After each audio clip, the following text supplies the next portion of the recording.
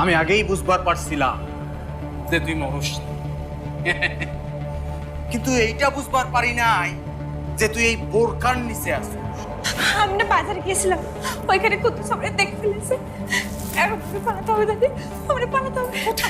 ভাবি, রুকসানা কোথায় যেন চলে গেছে, দৌড়ে পালিয়ে গেছে। পালিয়ে গেল মানে? হ্যাঁ ভাবি, ব্যাগ টেক নিয়ে পালিয়ে গেছে। তোরা আমাকে জেলে পড়বি, জেলে পড়বি না।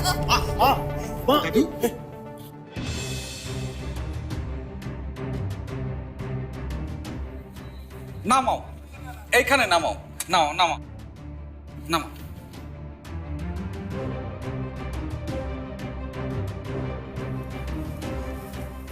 আয় মা, নাই মায়, আয়।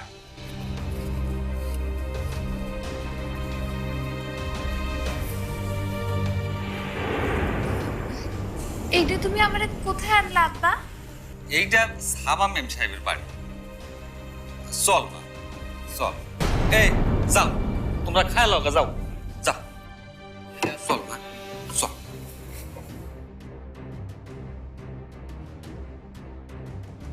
আয় রে মা, আয়, আয়।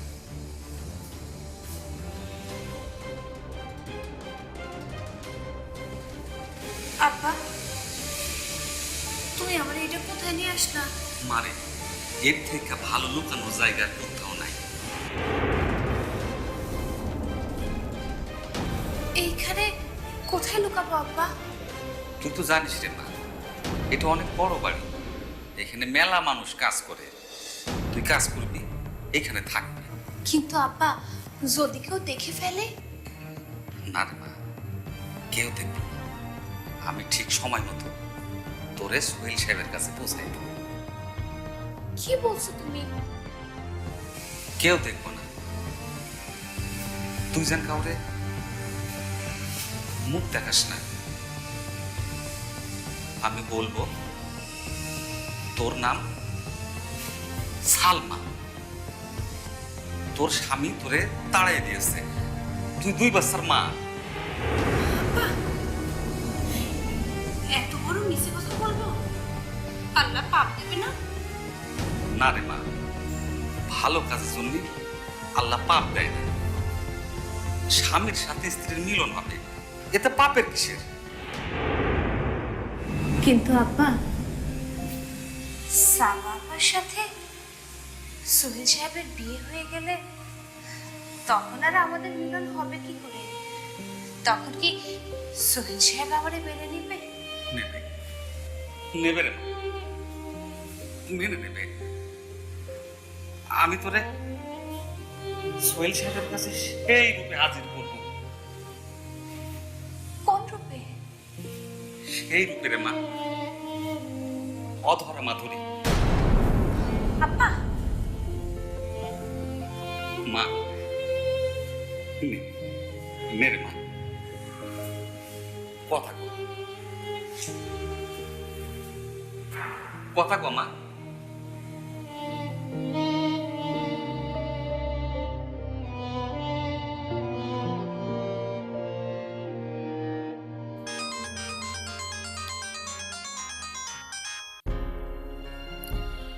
হ্যালো, কি বলছেন?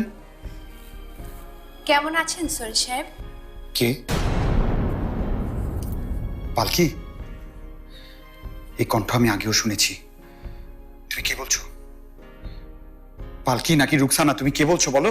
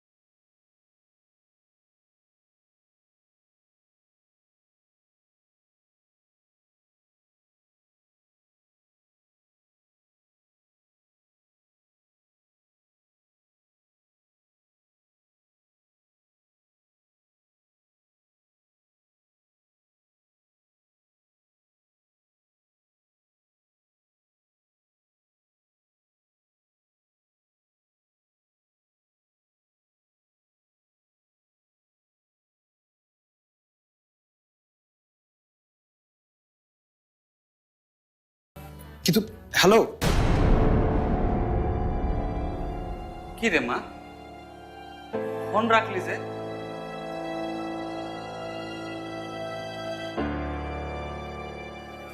কারণ একটু পরেই সোহেল সাহেব আমাকে ফোন করবেন। কি দরকার? কাল সকালে তো আমি ওনার সাথে মিট করব। আব্বা, তুমি অসাধ্য সাধন করেছো, সত্যি বলছি। এইবার আমি আমার খেলা শুরু করব। একদিকে কুদ্দুস, একদিকে সোহেল সাহেব, আর আরেকদিকে সাবা আপা। কে জিতবে? সাবা আপা, অধরা মাধুরী, নাকি পালকি?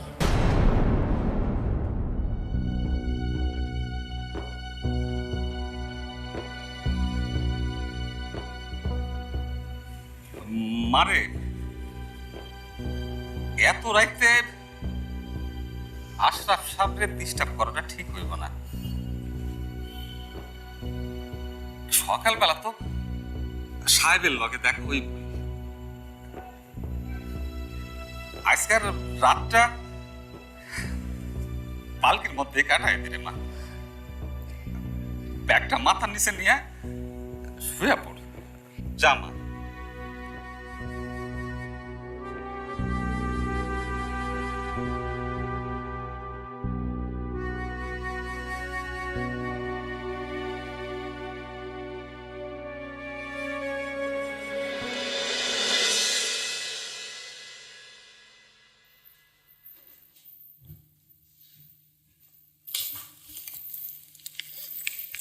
আব্বু, আমি গেলাম। কিরে মা, এত সকাল সকাল কোথায় যাচ্ছিস? একটু ইউনিভার্সিটিতে যেতে হবে, কিছু পেপারস উঠাতে হবে, তারপর একটু সুমনের বাসা যাব, সেখান থেকে সোহেলের কাছে। শোন মা, তুই কিন্তু সোহেলের সঙ্গে ঝগড়াঝাটি করিস না। আহা, আমি সোহেলের সাথে কেন ঝগড়া করব? আমি ওর সাথে কোনো ঝগড়া করব না, কিন্তু সোহেলের স্ত্রী হিসেবে আমার এইটুকু জানার পূর্ণ অধিকার আছে যে সোহেল পালকিদের গ্রামের বাড়িতে গিয়েছিল কেন।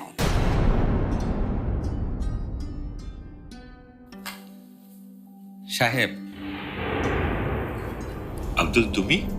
যে সাহেব, আমি আপনার মাইয়ার বিয়ের খবর পাইছি, পালকি নিয়ে আসছি।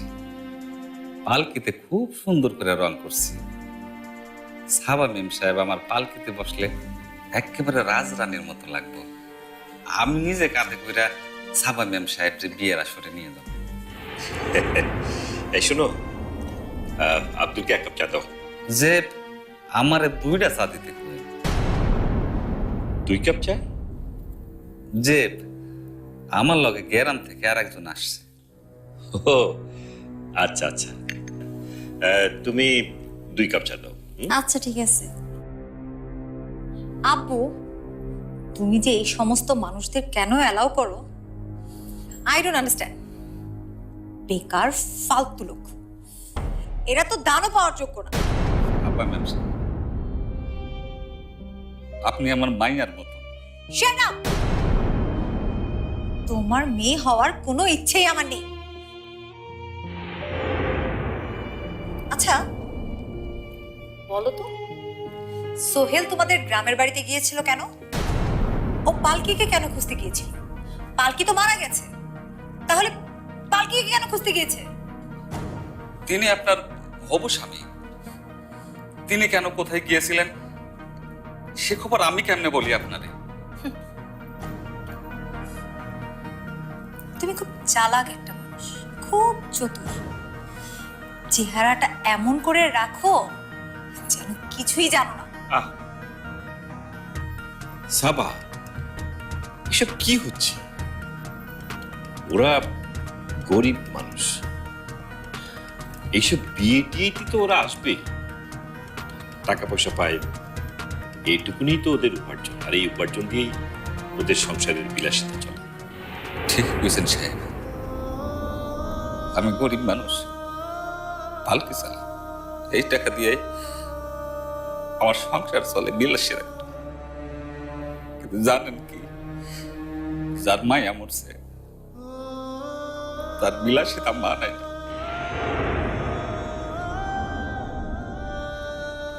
এই যে আপনার চা।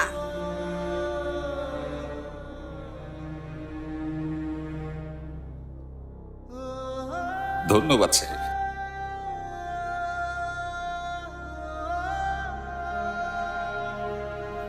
ডিসকাস্টিং।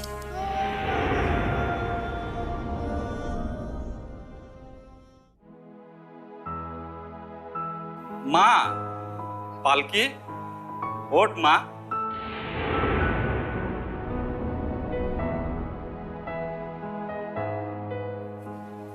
চা নে মা, চা খা। আব্বা তুমি চা কই পাইলা? আশরাফ সাহেব দিয়েছেন, অনেক বয়স শরীর তার। তুই তো কাল থেকে কিছুই খাস না, খা চাটা খা।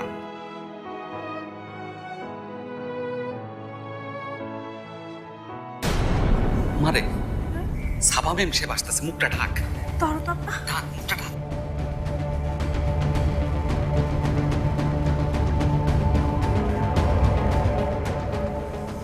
তুমি যে বললে গ্রাম থেকে কে যেন এসেছে, এখানে তো দেখছি একটা মেয়ে। যে ম্যাম সাহেব ওই চিকিৎসা করানোর লাগা ঢাকায় আসছে। ও, তা নাম কি? যে ফুলকি, পালকির বোন। ওকে, কিন্তু দেখো খবরদার আমাদের বাড়ির ভেতরে ঢুকানোর চেষ্টা করবে না। আমাদের বাড়িতে কোনো কাজের মেয়ের দরকার নেই।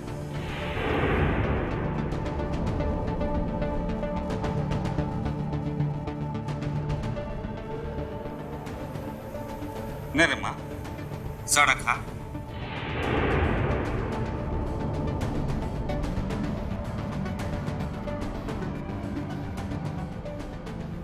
আমি যে তোমার বাদশার বেগম সাবা আব্বা। বেগম রে তুমি কাজের লোক বলছো? এর শাস্তি তুমি পাবে তোমার বিয়ের আসরে।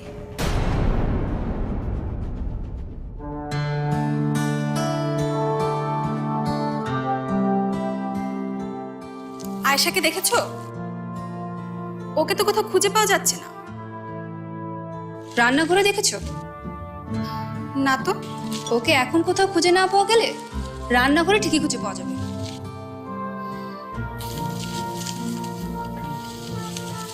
কিন্তু তুমি রান্নাঘরে ঢুকছো না কেন? সব দায়িত্ব কি শুধু আমাদের? রান্না করাটা শেখো, বুঝলে? কিন্তু আমি তো রান্না থাক। তুমি রান্না করলে সেটা তো আর মুখে দেয়া যাবে না।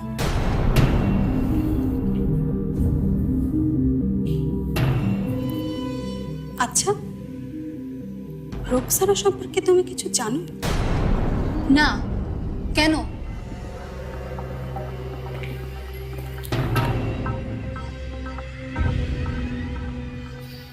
না মানে রোকসানার এই বাড়ি থেকে পালিয়ে যাওয়াটা আমার কেমন যেন রহস্যময় লাগছে। পালিয়ে গেল অথচ কোনো কিছু চুরি করে নেয়নি। আমার তা বিশ্বাস হচ্ছে না।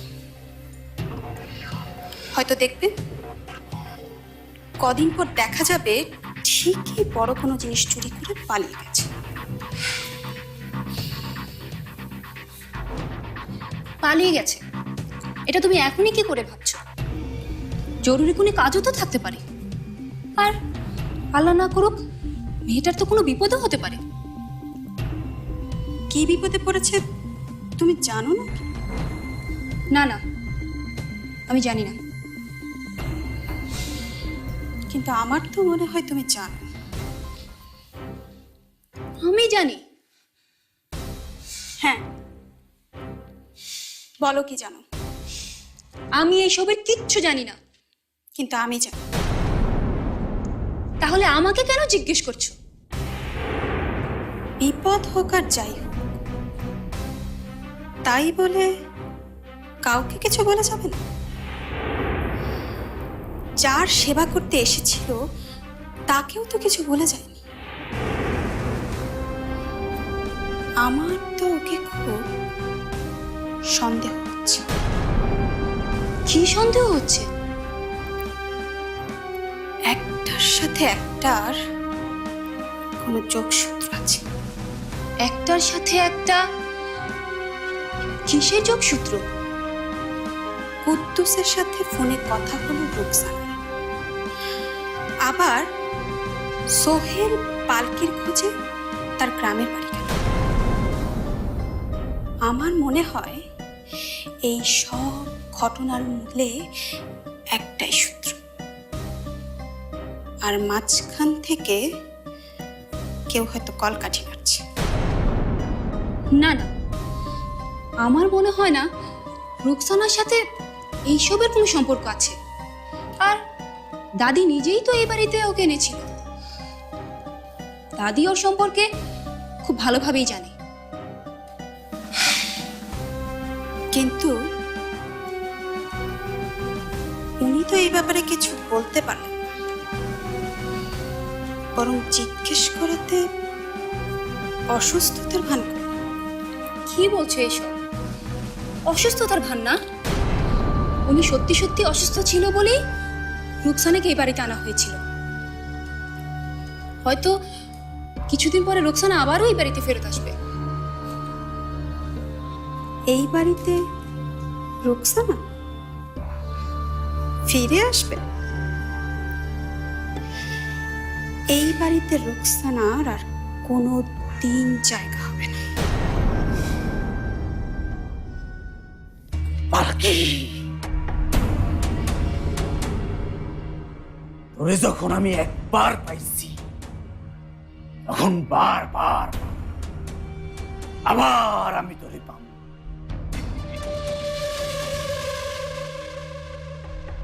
এই ঢাকা শহরে তুই কই পালাইবি? তোর জাউনের তো খুব বেশি জায়গা নাই। ঘুইরা ফিরা আমার হাতে তোর ধরা পড়ন লাগবই।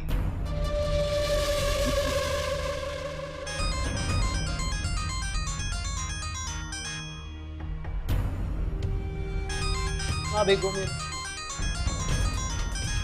ধরুম না ধরুম ধরুম।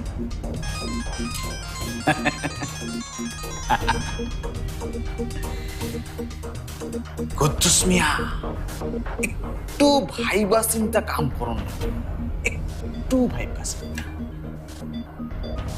স্বপ্না বেগম রে পালকির কথা জানাইলে তোমার লাভ না লাভ নাই?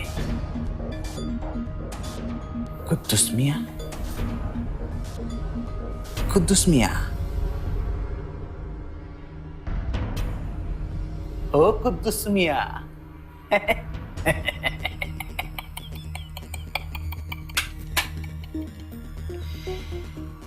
লাভ ছাড়া তো তুমি কোনো কাম করো না কুদ্দুস মিয়া।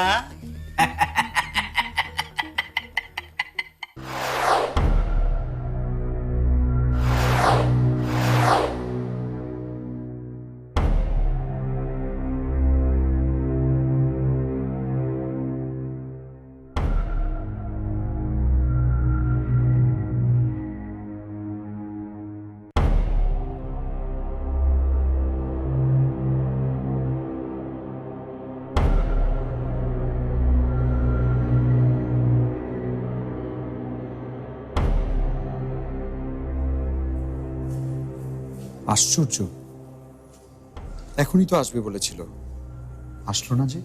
Excuse me. Yes sir. এখানে একটা মেয়ে আসার কথা ছিল, তিনি কি এসেছেন? স্যার আপনি তো এখন প্রায় আসতেন। হ্যাঁ আসতাম, আমার সঙ্গে একটা মেয়েও আসতো, তিনি কি এসেছেন? কই না তো স্যার, এখনো আসেনি। আসেনি? স্যার বসেন, হয়তো বা চলে আসবে, কিছু লাগলে আমাকে বলুন। ঠিক আছে, থ্যাংক ইউ।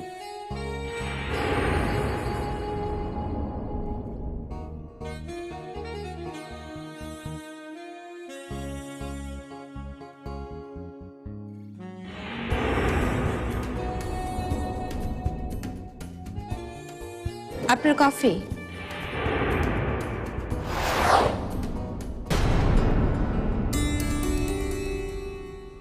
অধরা মাধুরী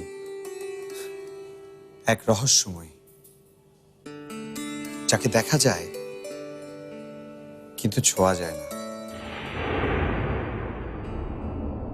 আপনি তো দেখছি কবি হয়ে গেলেন।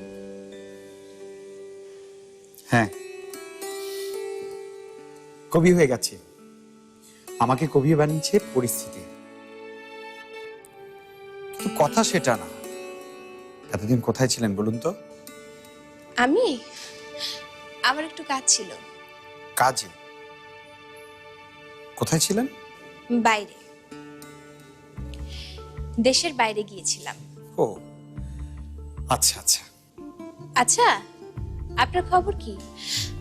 আপনার বিয়ের খবর কি? আপনার ফিয়ান্সে কেমন আছে? আচ্ছা, আপনার যিনি স্ত্রী ছিলেন উনি তো মারা গেছেন।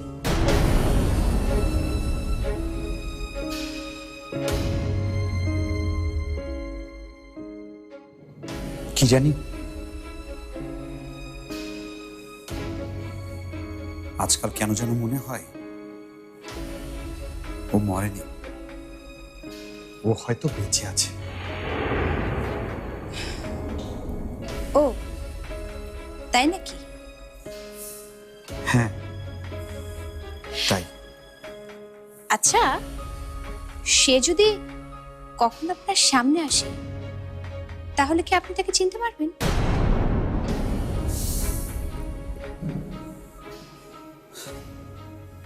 না, পারবো না। ও তাহলে সে বেঁচে থাকলে কি আর না থাকলেই বা কি, আপনার তো তাতে কিছু যায় আসে না।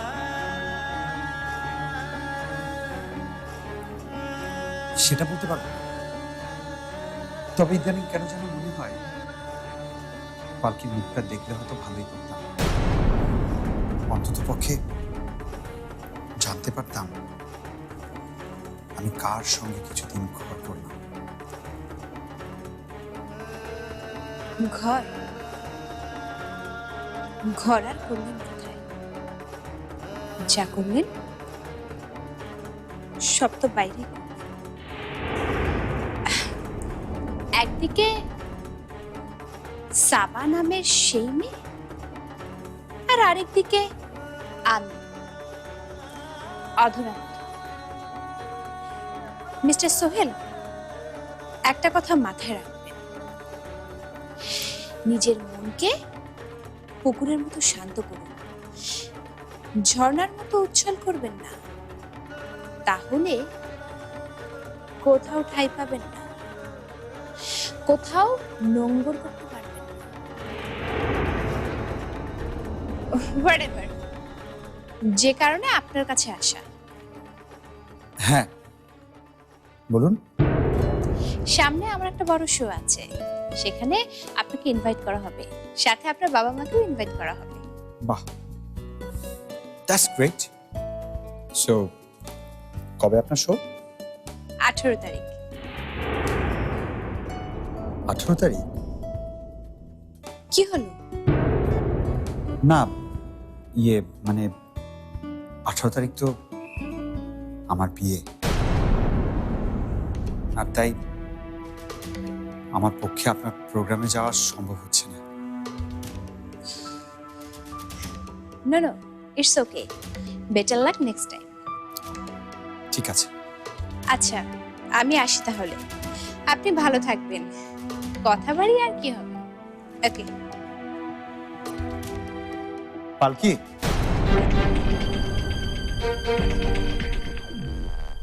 দাঁড়ান অথরা মাধুরী, যাবেন না। আপনার সঙ্গে আমার কথা শেষ হয়নি।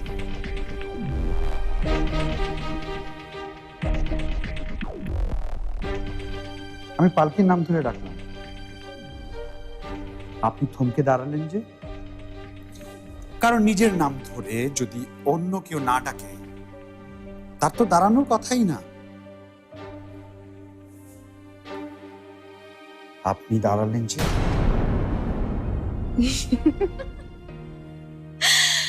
আপনি তো দেখি একদম গোয়েন্দাদের মতো করছেন। আপনি কি ভেবেছেন আমি আপনার পালকি? আমার মতো একজন মডার্ন মেয়ে, বাংলাদেশের আধুনিকতাদের মধ্যে একজন, যে কিনা সামনে র্যাম্পে হাঁটতে যাচ্ছে, সে আপনার সেই কাজের লোক মার্কা স্ত্রী? আপনি আমায় হাসালেন।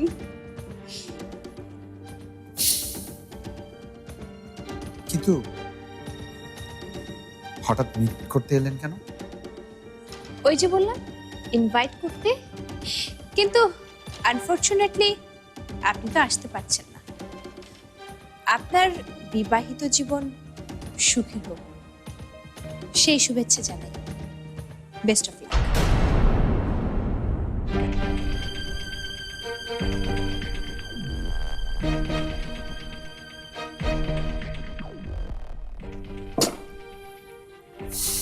বুঝলাম না,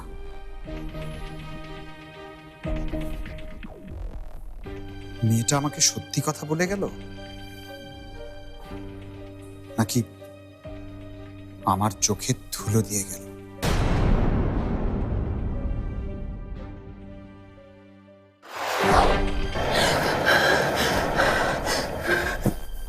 তুই এভাবে দৌড়াচ্ছিলি কেন? আপনি কুদ্দুস মিয়া আমাকে তাড়া করেছিল, কিন্তু আপনি এখানে? আমি পালকি। জানিস, একমাত্র আমি জানতাম বা বিশ্বাস করতাম যে তুই বেঁচে আছিস। তো ম্যাডাম অধরা মাথুরী ওরফে সোহেল সাহেবের স্ত্রী, ওরফে সাদি রহমানের পুত্রবধূ, আর কতদিন এভাবে পালাবে? পালাতে পালাতে যে পৃথিবীতে ছোট হয়ে যাবে, তার চেয়ে নিজের পৃথিবীর কাছে ফিরে যাবে। আমার পৃথিবী বলতে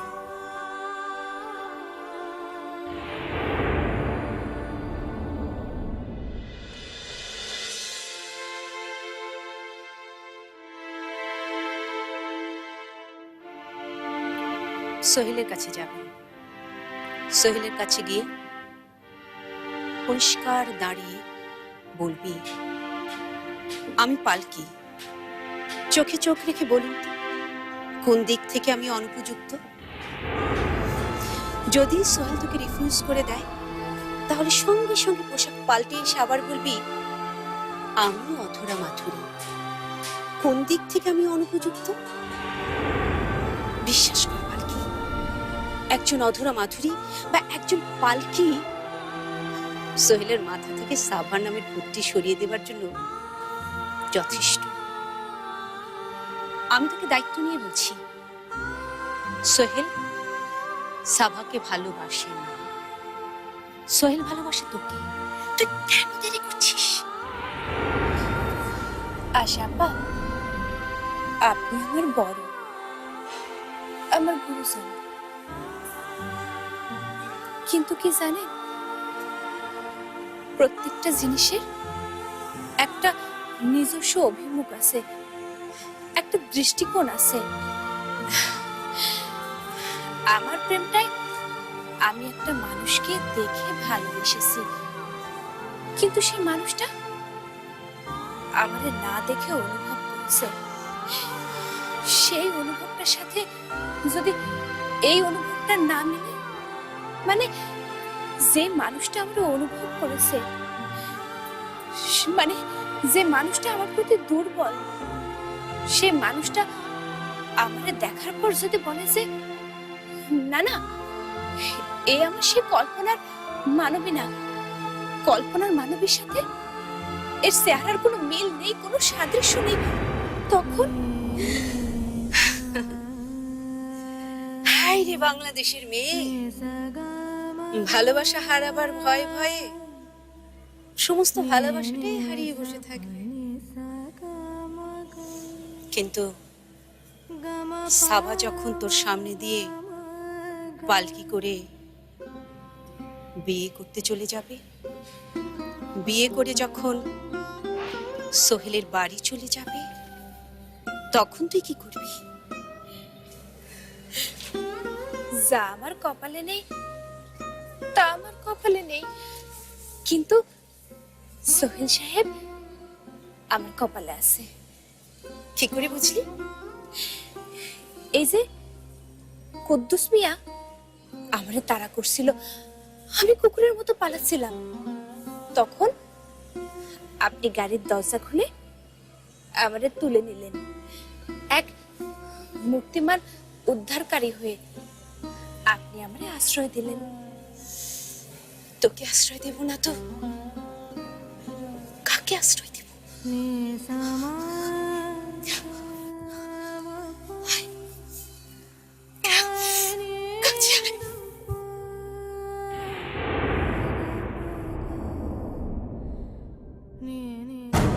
আরে আমি কইতাছি তো পালকি বাচ্চা আছে, আপনি বিশ্বাস করতেছেন না কেন? এই তুমি নেশা করে কথা বলছো? আমি তোমাকে সামনে পেলে পুলিশে ধরিয়ে দেব। রাখেন আপনার পুলিশে ধরাই দেব। তার আগেই আমি পালকির লাশ ফেলাই দেব। আমি জানি পালকি ঢাকা শহরে কোথাও না কোথাও লুকাইয়া আছে, আমি ওরে খুঁজা বাইর করুমি করব, তারপরে আপনার সামনে দাঁড় করাবো। আর তারপরে কিন্তু আমি ডবল বোনাস দেব। আপনি ভাবতেও পারবেন না আমি কত টাকা নেব। আর না হইলে আপনার পরিবারের কিস্সা আমি সারা বাংলাদেশে ছড়াই দিব, সারা বাংলাদেশ।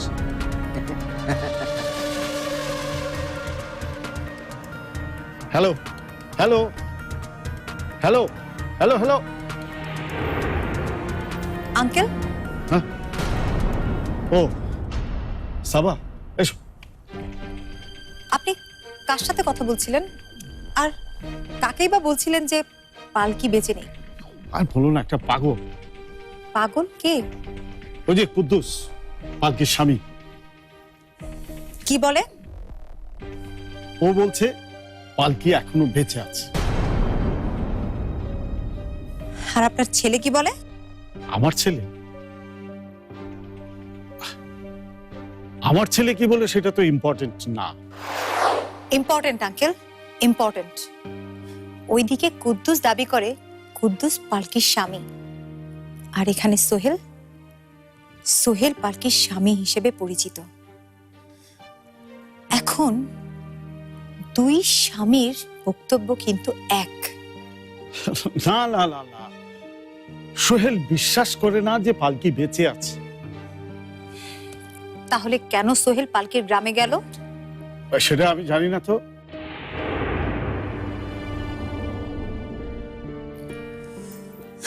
আঙ্কেল,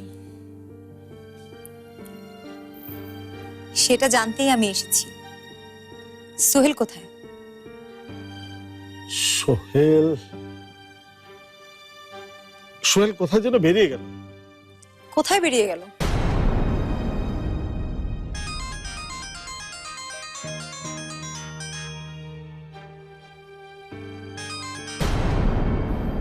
হ্যালো, কে বলছেন? কুদ্দুস, কুদ্দুস মিয়া বলতাছি। আপনি আমাকে কেন ফোন দিয়েছেন? সোহেল সাহেব রে দেখলাম একটু আগে একটা রেস্টুরেন্টে বসা একটা মায়ের সঙ্গে কফি খাইতেছে। কি বলছেন আপনি? হ্যাঁ, আমি বিশ্বাস করি না। একটা মেয়ের নাম শুইনাই বিশ্বাস করতেছেন না? হাহ, আর মেয়েটার নাম শুনবেন? কি নাম? মেয়েটার নাম হইল গিয়া কি মেয়েটার নাম? পালকি। মিথ্যে কথা। পালকি মারা গেছে। মরা মানুষ কখনো ফিরতে পারে না। ফিরে ফিরে ফিরে, কপাল ফাটলে ফিরে, সবই ফিরে। আপনার জীবনে তো পালকি ঢুইকা পড়ছে। সোহেল সাহেবের সঙ্গে আপনার বিয়েটা আর মনে হয় হইব না। এই মুখ সামলে কথা বলো। সোহেল আমাকেই বিয়ে করবে। আমি সোহেলকে ভালোবাসি। বেশ বেশ, ভালো তো, আমি আপনারে সাহায্য করতে পারি। পালকিরে একদম মাইরা ফেলাম, কিন্তু তার বিনিময়ে আমারে টাকা দেয়াম লাগবো। হ্যাঁ দেব, যত টাকা লাগে দেব, কিন্তু ওই পালকিকে আমার সামনে উপস্থিত করো, জীবিত অথবা মৃত। যত টাকা লাগে আমি দেব। এই সত্য বলতাছেন তো? হ্যাঁ আমি সত্যি বলছি।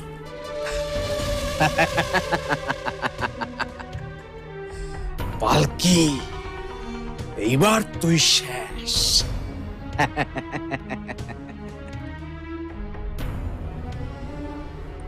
সাবা, সাবা তুমি কি বললে? জীবিত অথবা মৃত পালকি? আমি পালকিকে চাই। পালকিকে না পেলে পালকির জীবন থেকে আমি সোহেলকে নিষ্কৃতি দিতে পারবো না। ওকে পেলে আমি নিজ হাতে ওকে খুন করব, শেষ করে দেব ওকে। আমার আর সোহেলের জীবনে কেউ আসতে পারবে না।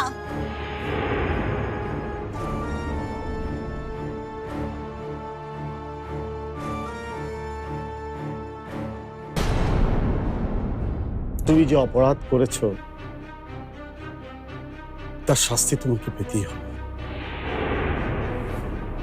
একবার ভেবে দেখেছ, যদি পালকি ফিরে আসে তাহলে তোমার কি অবস্থা হবে? কেন? পালকি ফিরে এলে আমার কি হবে? নাটক করো না। আর কেউ জানুক আর না জানুক, আমি ভালো করে জানি যে পালকির মৃত্যুর কারণ ছিলে তুমি।